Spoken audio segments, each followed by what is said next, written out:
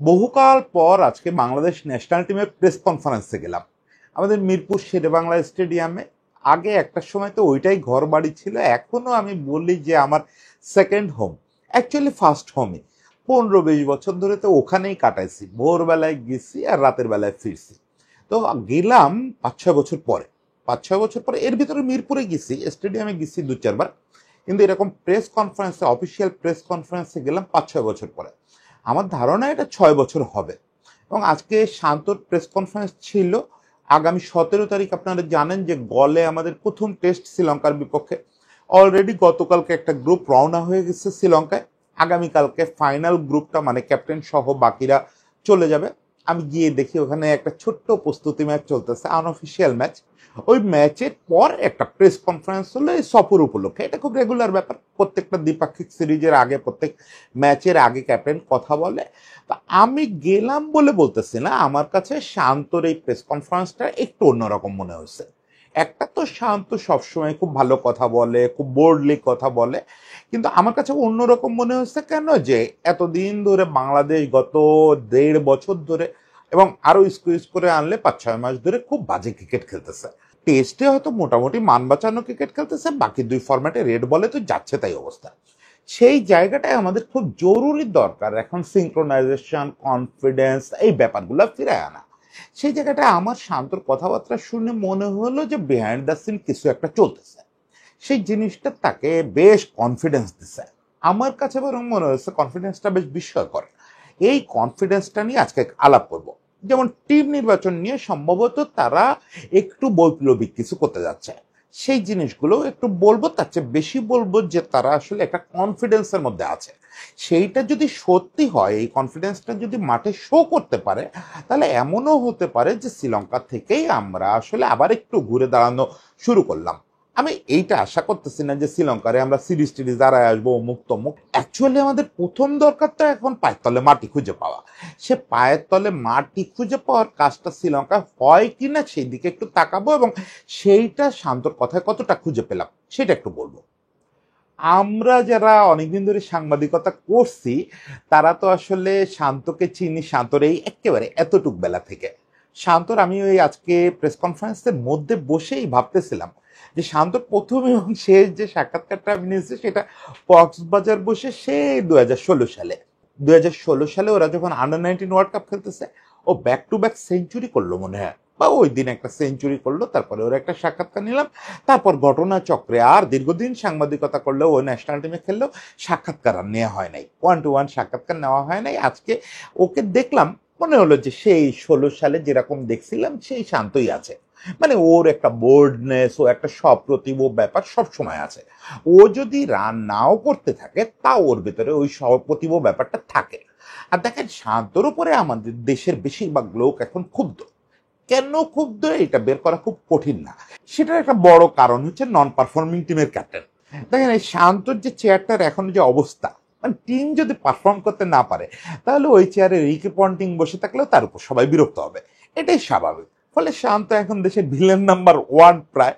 একই সঙ্গে তার টি-20 ব্যাটিং গত বছর কয়েক ধরে, গত বছর 2-3 ধরে খুব লোকজনের বিরক্ত করছে। ফলে শান্ত যত না বিরক্তিকর, যত না খারাপ অবস্থায় আছে, তার চেয়ে বেশি খারাপ বলে মনে হচ্ছে। ব্যাটসম্যান শান্তর অবস্থা, বিশেষ করে ওয়ানডে টেস্টে যদি বলি, মোটেও খারাপ না। ওয়ানডেতে তো গত 2-3 বছরের আমাদের সেরা ব্যাটসম্যান সে, টেস্টেও বেশ ভালো ব্যাটসম্যান। এই অবস্থায় শান্তকে নিয়ে কোনো কথা, শান্তর কথা নিয়ে কোনো কথা বলা খুব ঝুঁকিপূর্ণ। সবাই রাগারাগি করবে, দূর মিয়া, শান্তরে নিয়ে আপনারা কথা বলতে আসছেন, আবার শান্তরে বাদ দেয় না কেন।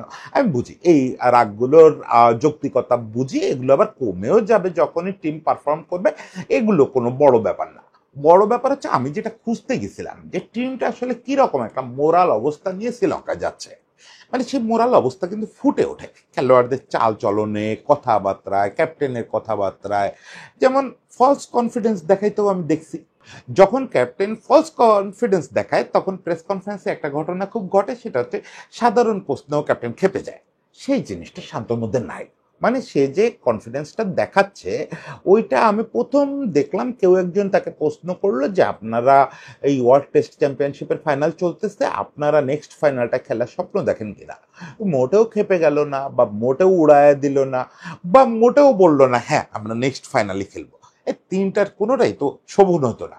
সে খুব জাস্টিফাইড একটা কথা বলছেন যে এটা তো অনেক বড় স্বপ্ন, এটা দেখা উচিত, কিন্তু এই মুহূর্তে হঠাৎ করে টেস্ট চ্যাম্পিয়নশিপের ফাইনালের স্বপ্ন দেখার মতো অবস্থায় আমরা নাই। এটা আমাদের ধাপে ধাপে দেখতে হবে। আমরা গত সার্কেলে 4টা ম্যাচ জিতছি, আমাদের এবার টার্গেট করতে হবে ম্যাচ সংখ্যাটা বাড়ানো। বিশেষ করে আমরা হোমে খুব বাজেভাবে হারছি, হোমের ম্যাচগুলো অন্তত সব জেতা, অ্যাটলিস্ট না হারা, কিছু ম্যাচ ড্র করা, তাহলেই তো আমাদের পজিশনটা আরেকটু বেটার হয়। এবং সে আরেকটা কোশ্চেনের জবাবে বলছে যে সে আসলে নেক্সট সার্কেলে নিজেকে কোথায় দেখতে চায়, নিজেদের টিমটাকে সেটা কোথায় দেখতে চায়। এবার বোধহয় আমরা 6 বা 7-এ ছিলাম, সে আগামী বছর এটা আশা করে 4-5-এ। খুবই জাস্টিফাইড এবং খুবই যৌক্তিক অ্যান্সার, খুবই যৌক্তিক অ্যান্সার। এবং এই অ্যান্সারটা যেভাবে সে দিছে, এই দুটো অ্যান্সার, তাতে বোঝা যায় যে সে গোছায় ভাবতে পারতেছে। এখন টিমের যে অবস্থা, একটার পরে একটা যেরকম বাজে পারফরমেন্স হচ্ছে, তাতে তো আসলে ক্যাপ্টেনের গোছায় ভাবাটাই কঠিন, খুবই কঠিন।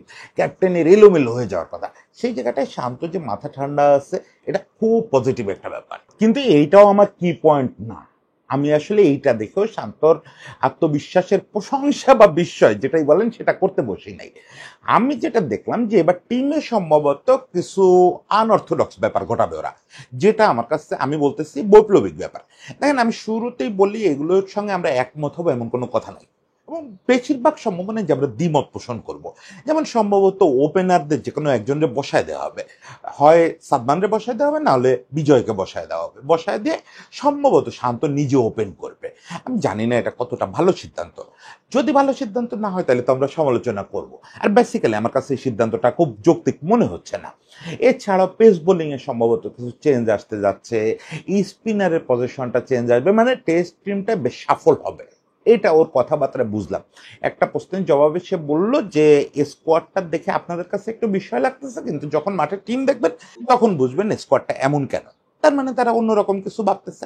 এখন ওই জায়গায় যেটা বললাম যে সে ভলতেয়ারের কথা, যে তোমার দ্বিমত পোষণের জন্য আমি আমার জীবন দিতে তৈরি, ওরা অন্যরকম কিছু ভাবতেছে, আনঅর্থোডক্স কিছু ভাবতেছে, সেটা সর্বসম্মতিক্রমে ভাবতেছে। কারণ সে প্রকাশ্যে বলছে, পরিষ্কার করে বলছে যে আমি শতভাগ আমার চাওয়া মতো একটা দল পাইছি।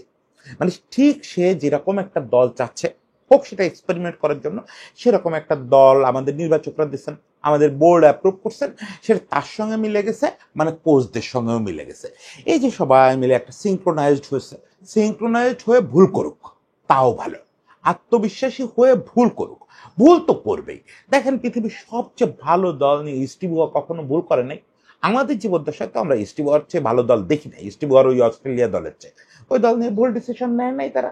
ভুল ডিসিশন তো নিছেই, সব দল ভুল ডিসিশন নেয়। না, কথা হচ্ছে সেই ভুল ডিসিশনটা আপনি ভেবে চিনতে কনফিডেন্টলি নিচ্ছেন কিনা, আপনার পক্ষে কি যুক্তি আছে। যদি যুক্তি থাকে তাহলে আপনি কনফিডেন্ট থাকবেন, আপনারা সবাই সিঙ্ক্রোনাইজড থাকবেন। সিঙ্ক্রোনাইজড থেকে আপনারা যে ডিসিশন নেন, ওই ডিসিশনকে আমি বলবো গুড ডিসিশন। এরপরে যখন বিরোধিতা করার তখন তো করবোই। এমন হইতে পারে ম্যাচের আগের দিনই 11 অনুমান করতে পারলেই আপনাদের ছেঁচে চলে দিব আমরা। আমি তো ছেঁচে চলে দেওয়ার ব্যাপারটা হয়তো সমালোচনা করব, মন্দ বলবো, যেটা ভালো হয় না এই ডিসিশনটা, বিজয়ের বসায় দিলে অবশ্যই মন্দ বলবো। কিন্তু তার মানে এই না যে আপনাদের ওভারঅল যে অ্যাপ্রোচ, এইটার আমি বিরোধিতা করব। এই অ্যাপ্রোচটার আমি প্রশংসা করি, যে আপনারা ঢেলে সাজাতে চাচ্ছেন সবকিছু। ওকে, সেই চেষ্টাটা থাক। আমি সব সময় মানুষকে ভুল করার স্বাধীনতা দেওয়ার পক্ষে, যে আপনি ভুল করেন, আপনার ভুলটাকে সমালোচনা করব। আপনি যখন ওই ভুলের আউটপুট খারাপ হবে, ভুলটা করবেন, তর্ক করব, কিন্তু ভুল করতে বাধা দেব না। কারণ ভুল করতে বাধা দেওয়া মানেই হচ্ছে আপনি আপনার ক্রিয়েটিভিটি আর দেখাইতে পারবেন না। এবং আমি গত কয়েক মাসে আমাদের টিমটার বড় যে ক্রাইসিসগুলো ফেস করি, তার মধ্যে বড় পয়েন্টগুলো হচ্ছে যে টিমের বন্ডিং কম, টিমের ক্রিয়েটিভিটি কম, টিমের সিঙ্ক্রোনাইজেশন কম। মানে যে একবারে নির্বাচক থেকে শুরু করে বোর্ড, টিম, কোচ, সবার মধ্যে সিঙ্ক্রোনাইজেশনটা বোঝা যাচ্ছিল না। সেই জিনিসটা ফিরে আসছে অ্যাটলিস্ট টেস্ট টিমের বেলায়। সেটা আমি পরিষ্কার আজকে প্রেস কনফারেন্স কভার করতে গিয়ে সেটা পরিষ্কার হইলাম যে তাদের ওই সিঙ্ক্রোনাইজেশনটা আছে। তারা কনফিডেন্ট যে তারা একটা এক্সপেরিমেন্ট করতে যাচ্ছে। সেই এক্সপেরিমেন্টটা এখন মাঠে কি হবে সেটা পরে আউটপুট আসবে। এখন আমরা দেখতে চাই যে এইটার জন্য তারা সবাই একসঙ্গে ঝাঁপাচ্ছে। এখন এখানে আরেকটা জিনিস খুব জরুরি, আপনি যে ভুল করবেন কাদের নিয়ে করবেন। একা একা তো শান্ত এটা করতে পারবে না, মাঠে তো 11 জনকে নামতে হবে। আমি ধরে নিচ্ছি আপনার কোচ এবং সাপোর্ট স্টাফ সবাই আপনার পক্ষে আছে, ধরে নিচ্ছি না, এটা আমি মোটামুটি তার কথাবার্তায় নিশ্চিত। সে যে কনফিডেন্টলি বলছে যে এটা আপনারা দেখবেন আমরা যেভাবে ভাবতেছি তখন বুঝবেন আমরা সঠিক সিদ্ধান্ত নিচ্ছি। এখন সেই সিদ্ধান্তটা ইমপ্লিমেন্ট করার দায়িত্ব হচ্ছে আপনার টিমের। যে 11 জনকে আপনি নিয়ে নামবেন, আপনার সঙ্গে যে 10 জন থাকবে, এই 10 জন কতটা কনফিডেন্ট ফিল করতেছে এই প্ল্যানের সঙ্গে, সেটা খুব জরুরি, খুব জরুরি, খুব জরুরি। দেখেন আমাদের টিমটার ওই যে বললাম যে মোরালি আমরা খুব ডাউন একটা অবস্থায় আছি। আমরা আরব আমিরাতের কাছে সিরিজ হারতেছি, আদার ফরম্যাট আমি বুঝি, আদার ফরম্যাট, আদার ক্যাপ্টেন, স্টিল ওই জিনিসটা এদের উপরেই প্রভাব ফেলে। কারণ ওই নাহিদ রানাই তো আরব আমিরাতের কাছে ওই বেধড়ক পিটুনিটা খেলো, ওই ছেলে পেলেই তো আবার এই টেস্ট টিমে খেলবে, ফলে এদের উপরে ওইটার আসর পড়বে। এখন কথা হচ্ছে সেই ছেলেগুলোকে উজ্জীবিত করা, ওই ছেলেগুলোকে ড্রেসিং রুমে আবার মোটিভেটেড করা, এই কাজগুলো প্রপারলি করতে না পারলে এই কোনো এক্সপেরিমেন্টের কোনো অর্থ থাকবে না। তখন এই যে আত্মবিশ্বাসের কথা আমি বলতেছি, তখন এই আত্মবিশ্বাসটা কিন্তু সত্যি অদ্ভুত আত্মবিশ্বাস মনে হবে। আমি থাম্বে লিখছি অদ্ভুত আত্মবিশ্বাস, ওটা অদ্ভুত হয়ে যাবে। আজকে দেখেন মানুষের মকারি আর সাকসেসের হাতে তালি, এই দুইটা জিনিসের পার্থক্য কিন্তু খুব মার্জিনাল, একদম সুতোর মতো। আপনি যখন ক্রিস্টিয়ানো রোনালদোর মতো কনফিডেন্স দেখান তখন ওইটা নিয়ে সবাই হাতে তালি দেয়। ওই একই কনফিডেন্স দেখায়, মানে ওই একই ভঙ্গিতে দাঁড়ায়, একই ভঙ্গিতে আপনি করতে চান, স্টেডিয়ামকে সাউন্ড করে দিতে চান, চুপ করায় দিতে চান, করতে গিয়ে আপনি গোল করতে না পারলে কিন্তু মকারির শিকার হবেন। ফলে শান্ত যে কনফিডেন্সটা দেখালেন এটার আমি প্রশংসা করতে বসছি, সবই ঠিক আছে, কিন্তু এই জিনিসটা মকারির শিকার হবে যদি না আপনারা ওই কনফিডেন্সটা পারফরমেন্সে শো করতে পারেন। মানে পুরো টিমকে সিনক্রোনাইজ থাকতে হবে। তারপরে আমি বলি তারপরে টিম হেরে যাক, তাতে কোনো সমস্যা নেই। কিন্তু টিমের পারফরমেন্স দেখে যদি মনে হয় যে টিমই বুঝতেছে না যে হোয়াট টু ডু, টিম জানে না তাদের রোল কি, এই যে 2023 বিশ্বকাপের রিপোর্ট আসছে সেখানে টিম মেম্বাররা পরিষ্কার ছিল না তাদের কি রোল, পরদিন কে খেলবে না খেলবে সেটা পরিষ্কার না। আপনি যদি এখনই টিম মেম্বারদের পরিষ্কার না রাখেন যে আমরা শ্রীলঙ্কায় কি রণপরিকল্পনা নিয়ে যাচ্ছি, যে আমরা এক্সপেরিমেন্টাল কিছু করব, বৈপ্লবিক কিছু করব, আনঅর্থোডক্স কিছু করব, ওকে ফাইন, বা অর্থোডক্সই করেন, কিন্তু সবাই যেন সেটার সঙ্গে সিনক্রোনাইজ থাকে, টিমে সবাই যেন ওই একই কনফিডেন্স লেভেল, একই সুতোয় থাকে। তাহলে দেখবেন আজকে না হোক 2 টেস্টে কোনো এক টেস্টে আমরা ভালো পারফর্ম করব, জিততে না পারি লড়াই করব, সেটা হলেই আমরা আপাতত খুশি। আমি ভাই অল্পে তুষ্ট হওয়া মানুষ, খুব অল্পে তুষ্ট হওয়া মানুষ। আমি এই মুহূর্তে আমাদের টিমের যে অবস্থা আমি জানি এটা বেশ সময় লাগবে অন্তত আমাদের 14, 15, 16 ওই জায়গাটায়, 15, 16 ওই জায়গাটায় যেতে, 15 থেকে 17 ওই টাইমটায়। ফলে আমি রাতারাতি আশাবাদী হওয়ার লোক না যে একদম রাতারাতি আমরা ওখানে গিয়ে শ্রীলঙ্কার বিপক্ষে বিরাট কিছু করে আসবো, না, এখনই ওই আশা করতেছি না। আবার বলি এখন আমাদের প্রথম কাজ হচ্ছে পায়ের তলে মাটি পাওয়া। সে জায়গাটা একটা পজিটিভ ব্যাপার যে আমরা শুরুতে টেস্ট খেলবো, টেস্টটা মোটামুটি ভালো খেলতেছি আমরা। গত বছর খানেকের দিকে যদি তাকান তাহলে কম বেশি, লাস্ট তো টেস্টও খারাপ খেললাম, তারপরেও টেস্টটা মোটামুটি খেলতেছি। ওয়ান ডে তো ফল করে ফেলছি, ওয়ান ডেতেই ছিলাম সবচেয়ে ভালো, ওইটা ফল করে ফেলছি, টি-20 অবস্থা তো একবার যাচ্ছে তাই। ফলে আশা করি টেস্টের থেকে আমরা কনফিডেন্সটা পাবো। আজকে যে কনফিডেন্সটা শো করলেন শান্ত, ওইটা একেবারে ফেক না, একেবারে মকারির শিকার হবে না আশা করি। আর একটা জিনিস শান্তর একটা কথা দিয়ে শেষ করি, এটা আমি একটা কোশ্চেন যেহেতু যাব ভাবছিলাম যে একটু করবো। শান্তর কিন্তু শ্রীলঙ্কায় ছোট্ট হলেও একটা অনুপ্রেরণা পাওয়ার মতো ঘটনা আছে। শান্তর যখন ক্যারিয়ারটা শুরু হলো আপনাদের মনে আছে, ওটা খুব ভুতুড়ে ভাবে শুরু হয়েছিল। ও গেছিল নিউজিল্যান্ডে, আতুর সিংহরে নিয়ে গেছিল আপনার টুরিস্ট মেম্বার হিসাবে, মানে ওই জাস্ট ড্রেসিং রুম টুম দেখবে, ভবিষ্যৎ তারকা হিসাবে। ওখানে অনেকগুলো খেলোয়াড় ইঞ্জুরিতে পড়ে, ও টেস্ট অভিষেক হলো। পরে 2021 সাল পর্যন্ত জাতীয় দলের জায়গা নিয়ে খুব চিল্লাপাল্লা চলতেছিল যে ওর পরে তো আসলে ঢুকলোই জাতীয় দলে আবার 1 বছর গ্যাপ দিয়ে, তারপরেও যে ঢুকলো খুব সমালোচনা হচ্ছিল। সেই সময় সে এই শ্রীলঙ্কায় গিয়ে পাল্লে খেলেতে 163 বা 64 রানের একটা ইনিংস খেলছিল, খেলে নিজেকে ফিরে পাইছিল। বলা চলে ব্যাটসম্যান শান্ত জন্ম হয়েছে এই শ্রীলঙ্কাতে, মানে পুনর্জন্ম হয়েছে। আমি ওরে জিজ্ঞেস করতেছিলাম প্রেস কনফারেন্সে, দেখেন এই পাল্লে খেলেতে তো আপনার একটা পুনর্জন্ম হয়েছিল, আজকে টিমটা যখন এরকম সে কি একটা অবস্থা, তো সেরকম একটা প্রত্যাশা আছে কিনা যে ওই ভেন্যু ওই দেশ আবার একটা লাক ব্রিং করবে আপনার, আবার টিমটা সেটেল ডাউন হবে, সে কি অবস্থাটা কেটে গিয়ে বাংলাদেশ টিমের একটা পুনর্জন্ম হবে। ও প্রথম দফা একটু অন্যরকম অ্যান্সার দিচ্ছে, দ্বিতীয় দফা জিজ্ঞেস করলে বলতেছে যে দাদা আমি আসলে পাল্লে গেলে পর্যন্ত ওয়েট করতে চাই না, আমাদের তো টেস্ট শুরু হবে গল থেকে, এরপরে কলম্বোতে খেলা আছে, পারলে খেলাতে যাবো এরপরে। আমি আশা করি যে আমরা গল থেকেই যাতে নিজেদের ফিরে পাই। পারলে খেলে পর্যন্ত ওয়েট করলে একটু বেশি দেরি হয়ে যাবে, অত দেরি করতে চাই না। আমি চাই অ্যাজ সুন অ্যাজ পসিবল আমরা গিয়েই যাতে গলেই নিজেদের ফিরে পাই। শান্ত এই কথাটার সঙ্গে আমি সবাই খুব একমত। আপনি আমি জানি যে অনেক মকারের শিকার হবেন, হচ্ছেন।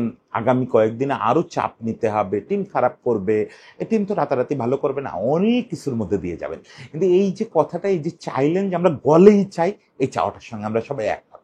সেই চাওয়াটা পূর্ণ হোক, সবাইকে শুভেচ্ছা। আমরা আবার ঘুরে দাঁড়াই ক্রিকেটে, সেটা হলেই তো সবাই খুশি। তখন আর কেউ এরকম মন্দ বলবে না, তখন আর রাগ দেখবে না, অনেক পড়ে যাবে। সবাই ভালো থাকবেন, সবাইকে শুভেচ্ছা।